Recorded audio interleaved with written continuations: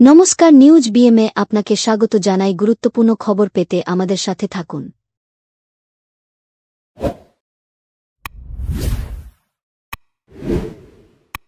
বামনগোলায় ঐতিহ্যবাহী নৌকা বাইচ প্রতিযোগিতা বামনগোলা ব্যবসায়ী সমিতি ও বামনগোলা পুলিশ প্রশাসনের উদ্যোগে বুধবার বিকেলে বামনগোলা ব্লকের টাঙ্গন নদীর উপর একদিনের ঐতিহ্যবাহী নৌকা বাইচ প্রতিযোগিতা অনুষ্ঠিত হল। ছোটবড় মাঝারি মিলিয়ে 10টি নৌকা প্রতিযোগিতায় অংশগ্রহণ করেন এবং 3টি দলকে পুরস্কৃত করা হয়। নৌকা বাইচকে কেন্দ্র করে রাস্তার দুপাশে মেলা এবং জনসমাগম চোখে দেখার মত। ঐতিহাসিক নৌকা বাইচকে সাফল্যমণ্ডিত করতে বামনগোলা ব্লক প্রশাসন ও গাজল ব্লক প্রশাসন সহযোগিতার হাত বাড়িয়ে দিয়েছেন।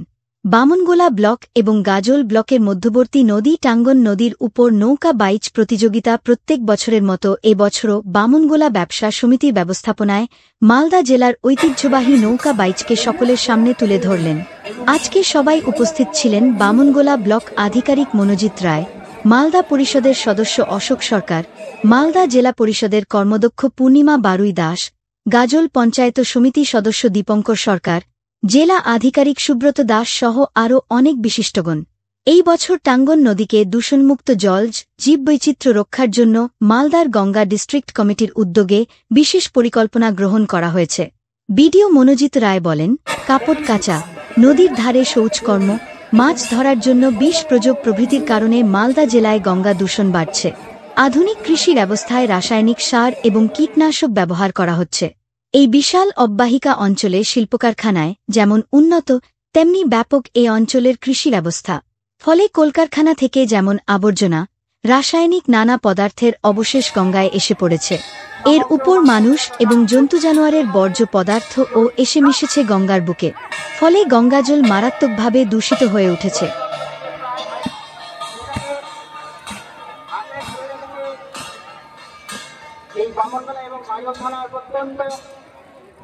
স্বচ্ছতা হি সেবা বিয়োগ 2025 প্রচারণার অংশ হিসেবে, যা 17 সেপ্টেম্বর থেকে 2 অক্টোবর 2025 পর্যন্ত পালিত হবে, স্বচ্ছোৎসব থিমের অধীনে পূর্ব রেলওয়ের মালদা বিভাগ আজ মালদার কালিন্দিরি ভবনে একটি স্বচ্ছ ভারত মিশন এসবিএম স্পোর্টস লিগের আয়োজন করেছে।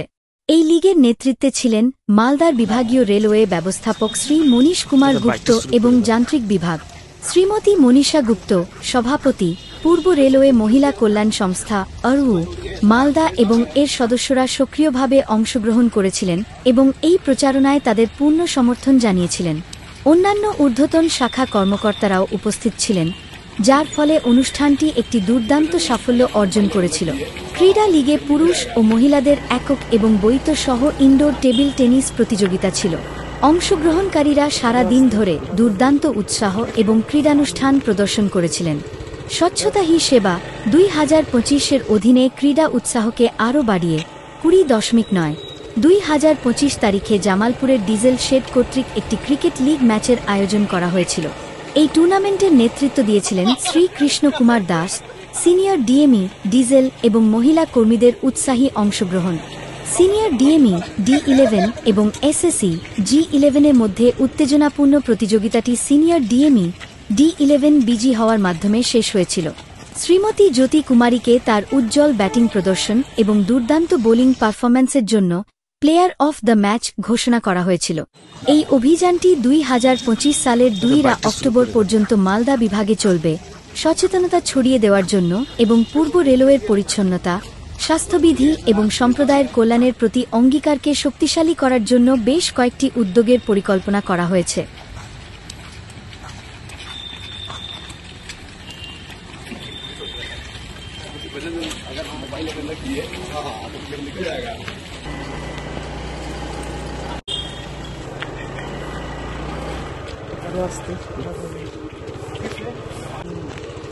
মানিকচকের বন্যা পরিস্থিতি দিন যত যাচ্ছে বন্যার পরিস্থিতি ততটাই উদ্বেগে পরিণত হচ্ছে মানিকচক ব্লকের ভুতনির মানুষদের জন্য। ভীমটোলা সাহেব রামটোলা শিবরামটোলার বহু সংখ্যক মানুষ এর ঘরবাড়ি জলের তলায় রীতিমতো বাড়ি থেকে পালিয়ে নিরাপদ আশ্রয় নিয়েছেন বাসিন্দারা। ইতিমধ্যেই বাঁধের অবস্থা খারাপ হওয়ার কারণে প্রচুর বাড়িতে নদীর জল ঢোকে প্লাবিত হয়েছে। এমনটাই দুর্বিষহ অবস্থায় রয়েছে মালদার ভুতনির বিভিন্ন এলাকার মানুষজনেরা। সব মিলিয়ে প্রায় 1.5 লক্ষ মানুষ বন্যার জলে জলবন্দী হয়ে রয়েছে। এখন পর্যন্ত জানা যাচ্ছে যে গতকাল নিজের বাড়িতে জলা জমে ডুবে মৃত্যু হয়েছে এক শিশুর। সব মিলিয়ে 2025 এ বন্যার জলে ডুবে মৃতের সংখ্যা দাঁড়াল 5। এই নিয়ে রীতিমতো শোকের ছায়া নেমে এসেছে মৃতদের পরিবারে। এই বন্যা দুর্গতদের পাশে দাঁড়ানোর জন্য প্রশাসনিক আধিকারিকদের কাছে আবেদন জানিয়েছেন সিটু নেতা দেবজ্যোতি সিনহা। তিনি বলেন, আমরা চাই জেলা প্রশাসন পুরো বিষয়টার উপর নজরদারি চালাক। আজকে এখানে প্রায় 1.5 লক্ষ মানুষের যে অবস্থা, তার জন্য বর্তমান তৃণমূল সরকার দায়ী। প্রত্যেক মুহূর্তে ভুতনির বিভিন্ন এলাকা 2টি নদীর জল প্রতিনিয়ত বাড়ছে, সেই কারণে জল প্রত্যেকদিনই কোনো না কোনো মানুষের ঘরে জল ঢুকছে। নতুন করে ঘরছাড়া হচ্ছে মানুষজন। দুর্গাপূজার মুখে এইভাবে বন্যা পরিস্থিতির কারণে মানুষজন দিটেহারা অবস্থায় দিন কাটাচ্ছেন। পর্যাপ্ত পরিমাণে ত্রাণের ব্যবস্থা হচ্ছে না এবং ত্রাণ লুট হয়ে যাচ্ছে বলেও অভিযোগ উঠছে। সব মিলিয়ে এখন বন্যা পরিস্থিতি কোন দিকে যাবে সেই দিকেই তাকিয়ে আছে সাধারণ মানুষ থেকে শুরু করে রাজনৈতিক মহল। তবে বাঁধের কারণে ইতিমধ্যেই বহু ইঞ্জিনিয়ারকে ভিন্ন জায়গায় পাঠানো হলেও একাধিক ইঞ্জিনিয়ারকে বদলির নির্দেশ দেওয়া হয়েছে প্রশাসনের তরফ থেকে। এই বিষয়টি উল্লেখ করেছেন সিধু নেতা। ছিল রাজ্য সরকারের দায়িত্ব আছে বলেই কালকে সমস্ত সেচ দপ্তরে ইঞ্জিনিয়ারকে সরানো হয়েছে। কেন, যে বাঁধ নির্মাণ করা হয়েছে দক্ষিণ চণ্ডীপুরে 1,35,00,000 দিয়ে, অত্যন্ত নিম্নমানের কাজ হয়েছে এবং লুট হয়েছে। পশ্চিম রতনপুরে যে 5.5 কোটি টাকার বাঁধ করা হয়েছে, সেটাও গঙ্গা নদী থেকে মাত্র 50 মিটার দূরত্বে করা হয়েছে। আজকে গ্রামকে গ্রাম বাড়িগুলো ডুবছে, 1 মাস ধরে জলমগ্ন হয়ে আছে এবং এই বাঁধ নির্মাণ বালির বস্তার কাজের নামে কোটি কোটি টাকা ওখার মানিকচকের বিধায়িকা সাবিত্রী মিত্র, রতুয়ার বিধায়িকা সমর মুখার্জি, সেচ মন্ত্রী, এরা হচ্ছে লুট করে। ফলে এখানে দাঁড়িয়ে এবার রাজ্য সরকারের দায়িত্ব পুনর্বাসনে জায়গা দেওয়ার। অতীতে বামফ্রন্ট সরকার কলোনি তৈরি করত, পুনর্বাসন দিত এবং পরবর্তীকালে 4 শতক করে জায়গা কিনে দিত। আজকে জমি দেয়া হচ্ছে বাঁধের পাশে। কেন? ফলে রাজ্য সরকার বলছে কেন্দ্র সরকার করেনি, কেন্দ্র সরকার বলছে লুট করেছে। আরে কেন্দ্রের সরকারের দায়িত্ব গঙ্গা নদী জাতীয় বিপর্যয় ঘোষণা করতে হবে। এক ডালি মাটি ফেলে না এবং কোনো পরিকল্পনা নাই। আর রাজ্য সরকার লুট ছাড়া অন্য কিছু নাই। ফলে দুই সরকার ভুতনিতে মানুষকে যে আজকে বন্যায় বিপর্যস্ত হয়েছে তার জন্য দায়ী। আরো বিপদ ঘনিয়ে আসছে। গঙ্গা ফ্লোর কোশিতে যেভাবে মিশে যাচ্ছে, তাতে ভবিষ্যতে মালদা মুর্শিদাবাদের মানচিত্রই পাল্টে যাবে। মালদা মুর্শিদাবাদের ভৌগোলিক অবস্থান পরিবর্তন হয়ে যাবে। এই ব্যাপারে রাজ্য কেন্দ্র দুই সরকারি উদাসীন, দুই সরকারের বিরুদ্ধে লাল ঝান্ডা লড়াই করছে, আগামী দিনেও লড়াই করবে। বিদ্যালয়ে অনুষ্ঠিত হল আমাদের পাড়া আমাদের সমাধান ক্যাম্প।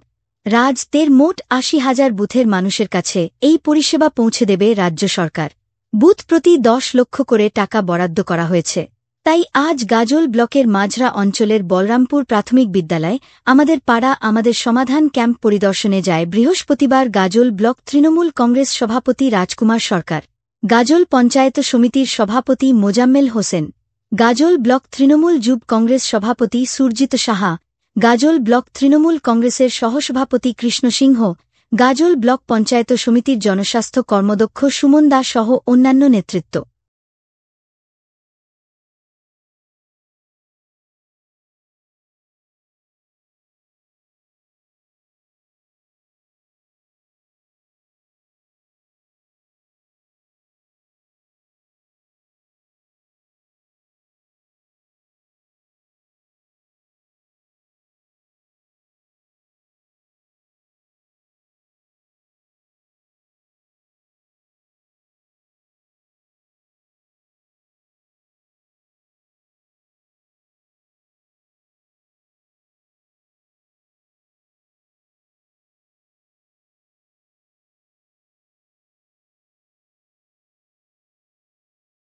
মাঠেরা অঞ্চলে বহরমপুর যে প্রাইমারি স্কুল, সেখানে আমার পাড়া আমার সমাধান এসেছিলাম।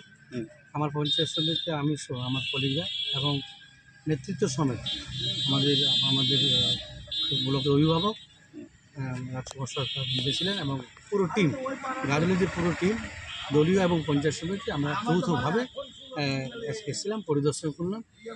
খুব ভালো সাড়া। একটা কথা আছে না, পশ্চিমবঙ্গে আমাদের মাননীয় মুখ্যমন্ত্রী এবং যোগ্য সেনাপতি, সর্বভারতীয় সাধারণ সম্পাদক, আমাদের সাংসদ অভিষেক বন্দ্যোপাধ্যায়ের নেতৃত্বে চলছে যেভাবে, তো একটা কোড লাইন আছে, তারুণ্যের ঝরে পড়ে শুকনো পাতা।